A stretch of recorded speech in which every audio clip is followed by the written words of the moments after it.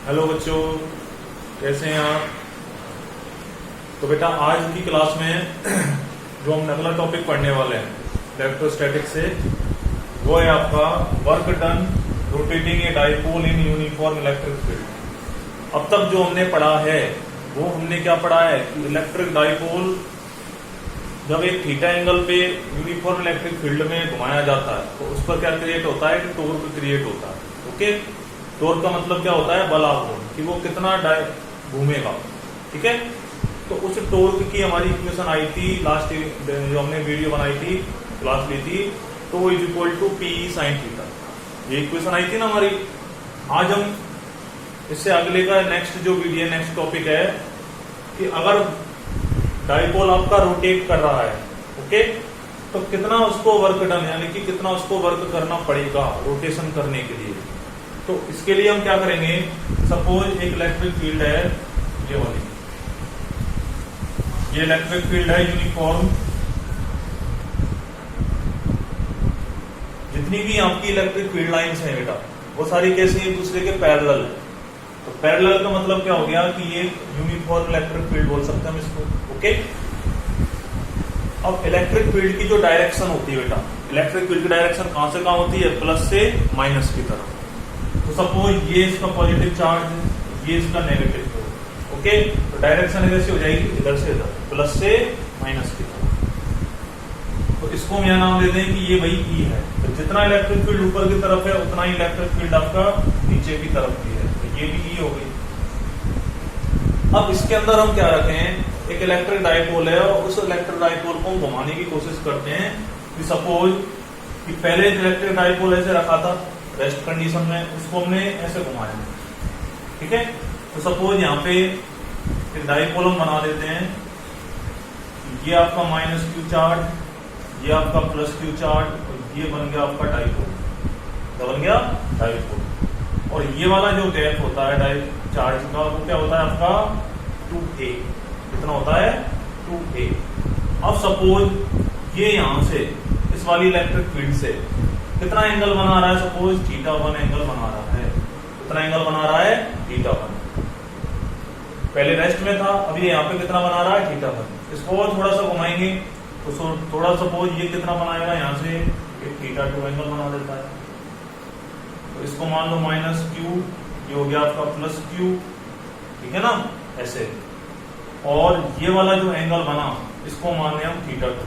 तो पहले हमने θ1 पे घुमाया इसको, फिर इसको कहां घुमाया, θ2 एंगल पे घुमा दिया, कोण पे। तो θ1 से θ2 घूमने में इसको कितना वर्क करना पड़ा। ओके, तो θ1 से θ2 घूमने में इसको कितना वर्क करना पड़ा, ये वर्क की इक्वेशन हम कैलकुलेट करने वाले हैं यहाँ पर। ओके, तो इक्वेशन जैसे हमारी है लिखा हुआ है, work done rotating a dipole in uniform electric field, यानी कि पहले आपका डाइपोल ऐसे था रेस्ट कंडीशन में, फिर हमने उसको ऐसे घुमाया θ1 पे और फिर उसको हमने घुमा दिया θ2 एंगल पे। तो इस कंडीशन में उसको कितना कार्य करना पड़ेगा। ओके, तो देखो हम कैसे करेंगे। तो सबसे पहले हम ये जानते हैं कि जब भी कोई आपका इलेक्ट्रिक डाइपोल होता है, ओके, वो इलेक्ट्रिक डाइपोल क्या करता है, उसको सबसे पहले हम एक स्मॉल एंगल पे घुमाने की कोशिश करते हैं, यानी कि डायरेक्ट उसको हम थीटा पे घुमाते हैं। तो पहले सपोज ये इलेक्ट्रिक फील्ड लाइंस हैं ऐसे यूं जा रही हैं, तो पहले आपका डाइपोल इलेक्ट्रिक फील्ड की डायरेक्शन में रखा है। अब इसको हम पहले क्या करेंगे, डी थीटा एंगल पे घुमाएंगे। ठीक है ना, छोटे एंगल पे। तो छोटे एंगल पे घुमाने पे सबसे पहले छोटा काम करना पड़ेगा। जैसे इसको बड़े एंगल पे घुमाएंगे तो वर्क की वैल्यू भी क्या हो जाएगी, इंक्रीज हो जाएगी। तो देखेंगे हम यहां सबसे पहले व्हेन यहां लिखेंगे वी नो दैट, यानी कि हम जानते हैं जब विद्युत द्विध्रुव यानी कि इलेक्ट्रिक डाइपोल डी थीटा कोण पर घुमाया जाता है, डी थीटा कोण पर यानी कि एंगल पर घुमाया जाता है,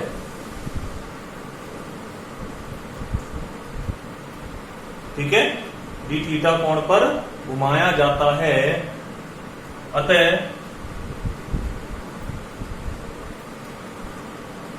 किया गया कार्य है। तो डी थीटा कोण पे घुमाने पे किया गया कार्य कितना होता है? सपोज डी डब्ल्यू है, कितना है? D W. तो डी डब्ल्यू बराबर, तो वर्क की जो इक्वेशन होती है वो कितनी होती है? Force into displacement. जैसे अगर कोई भी आपका ऑब्जेक्ट है और उस पर हम एक लीनियर फोर्स लगाएं तो ये ए पोजीशन से कहां डिस्प्लेस हो जाएगा? बी पोजीशन पे। तो ये तो एक लीनियर वे में हो रहा है, यहां में लीनियर वाली कंडीशन नहीं लेनी है, यहां में लेनी है रोटेशन वाली कंडीशन। ओके, तो हमारा जो वर्क की एक सिंपल इक्वेशन आती है लीनियर फोर्स के लिए, वो होती है फोर्स इंटू लीनियर डिस्प्लेसमेंट। ऐसे ही जब इसको हम एंगल पे घुमाएंगे तो यहां हो जाएगा आपका टॉर्क इंटू, टॉर्क क्या है? एंगुलर फोर्स हो गया एक तरीके से, इंटू एंगुलर डिस्प्लेसमेंट।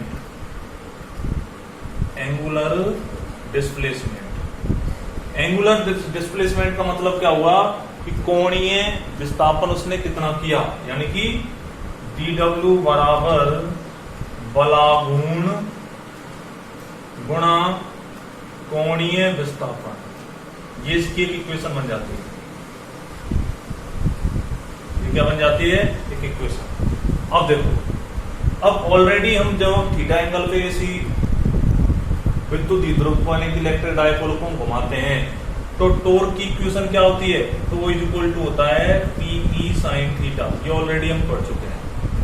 ये चीज हम जानते हैं कि टो की जो वैल्यू आती है टॉर्क क्यू की बलागुण की, वो कितनी आती है? PE sine theta.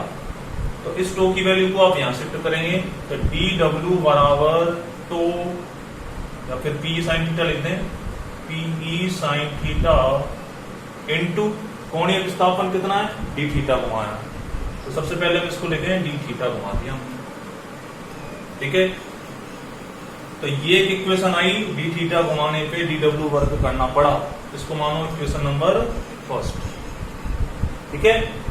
अब जब छोटा एंगल है तो वर्क भी छोटा होगा। अगर इसको हम पूरे एंगल पे घुमाएं थीटा कोण डिग्री तो कितना वर्क डन होगा? तो इसके लिए हम क्या करेंगे? विद्युत द्विध्रुव को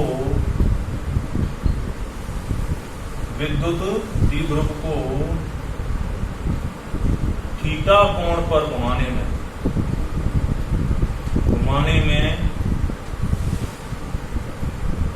किया गया कार्य,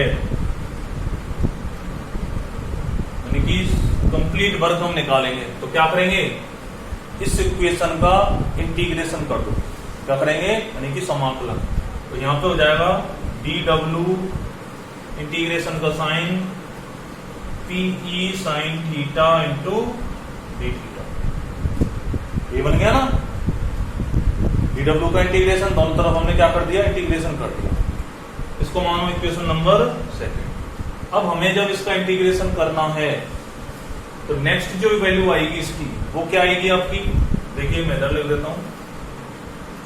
तो डी डब्ल्यू का इंटीग्रेशन कितना होगा बेटा? डब्ल्यू। डी डब्ल्यू का इंटीग्रेशन कितना हुआ? डब्ल्यू। पी क्या है? कांस्टेंट है। पी क्या है इसमें? कांस्टेंट। इसको आउटर में ले लो सिंबल से, और यहां बच गया आपका sign theta into D theta. ये बच गया ना। अब ये इंटीग्रेशन किसके रेस्पेक्ट में करना है? इंटीग्रेशन विद थीटा, यानी थीटा के रेस्पेक्ट में हमें इंटीग्रेशन करना है। तो डब्ल्यू इज इक्वल टू कितना आया? पीई, और इस साइन थीटा का इंटीग्रेशन कितना होगा? Minus cos theta. कितना आया? Minus cos theta. ओके, अब माइनस के साइन को आप बाहर लें तो ये कितना बन जाएगा? PE cos theta. Theta angle पे घुमाने में कितना वर्क डन करना पड़ा? ओके, अब हमें करना है थीटा 1 से थीटा 2 घुमाने में। पहले सपोज थीटा 1 घुमाया, अब कितना है? थीटा 2 घुमा रहे हैं।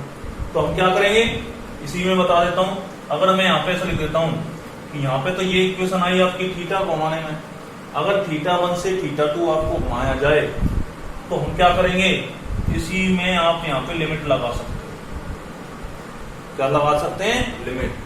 और यहां पे बन जाएगा विद्युत द्विध्रुव को थीटा 1 से थीटा 2 कोण पर घुमाने में किया गया, ठीक है ना। जब थीटा 1 से थीटा 2 घुमाएंगे तो यहाँ पे लिमिट लग जाएगी थीटा 1 से थीटा 2, यहाँ पे भी लग गई थीटा 1 से थीटा 2, ठीक है। यहाँ बन गई थीटा 1 से थीटा 2। इंटीग्रेशन करना आता होगा आप लोगों से। तो अब नेक्स्ट इक्वेशन क्या आएगी, W is equal to minus PE, देखो थीटा की जगह थीटा 2 लिखें तो cos theta 2 minus cos theta 1, ठीक है। थीटा 2 आपकी कौन सी क्वांटिटी होती है, पॉजिटिव लिमिट होती है, ठीक है ना, कौन सी होती है, पॉजिटिव लिमिट। और थीटा 1 कैसी होती है, लोअर लिमिट यानी कि नेगेटिव। तो ये अपर लिमिट, ये कौन सी हो गई, लोअर लिमिट। तो थीटा की जगह थीटा 2 को रिप्लेस किया पॉजिटिवली, cos थीटा 2 हो गया, माइनस थीटा की जगह थीटा 1 को रिप्लेस किया, cos थीटा 1 हो गया। ओके, तो ये आपकी इक्वेशन आई। अब माइनस का साइन का गुणा हम अंदर करें, मल्टीप्लाई करें, तो आपकी जो नेक्स्ट इक्वेशन आएगी वो क्या आएगी, तो देखिए वो आएगी आपकी W is equal to, minus का अंदर साइन करेंगे मल्टीप्लाई, तो ये हो जाएगा minus cos theta 2 plus cos theta 1, ये इतनी आ जाएगी। माइनस का अंदर करेंगे तो इसको हम कैसे लिख सकते हैं, PE cos theta 1 minus cos theta 2। तो ये एक टोटल वर्क डन की इक्वेशन आ गई, इक्वेशन नंबर 3। जब हमने किसी भी एक डाइपोल को थीटा 1 से थीटा 2 एंगल पे घुमाया है, रोटेट करवाया है, दैट मींस थीटा 1 यहां से लेके यहां तक और ये थीटा 2 हो गया, नहीं हो गया। तो इस तरीके से हम एक इक्वेशन को पहले हम थीटा एंगल पे निकाल ली और उसका इंटीग्रेशन कर दिया, इंटीग्रेशन कर दिया ना, विद लिमिट थीटा 1 से थीटा 2। इंटीग्रेशन करना बहुत जरूरी, आना बहुत जरूरी होता है। डिफरेंशिएशन और इंटीग्रेशन दो इंपॉर्टेंट चीजें हैं जो हम क्लास 11th में सीखते हैं, ठीक है, तो ध्यान रखने वाली बात है। आई थिंक आपसे आता होगा। तो ये थीटा 1, ये हो गया आपका थीटा 2, ओके। अब इसमें एक स्पेसिफिक केस है बेटा, वो क्या है कि यदि थीटा 1 की वैल्यू 0 है, यानी कि रेस्ट कंडीशन में था इसे, यानी कि एक्सिस के साथ कितने एंगल बना रहा है, 0, और थीटा 2 का जो वैल्यू है वो कितना है, थीटा है। एक स्पेसिफिक केस हो गया, स्पेसिफिक केस यानी कि एक केस बन गया, कंडीशन बना दी। अब इसमें हम वैल्यू शिफ्ट करें तो W इज इक्वल टू कितना हो जाएगा, PE cos 0 minus cos theta, ये हो जाएगा, नहीं हो जाएगा।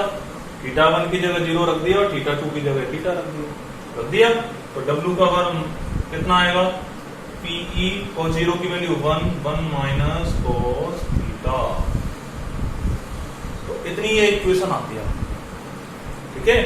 टोटल वर्क डन इतना है कि अगर पहले आपका ऐसे रखा था और इसको 0 से हमने कहां घुमा दिया, थीटा पे घुमा दिया, और थीटा 1 से थीटा 2 जब इसको हम घुमाते हैं तो ये इक्वेशन आपकी इतनी आ जाती है, ठीक है।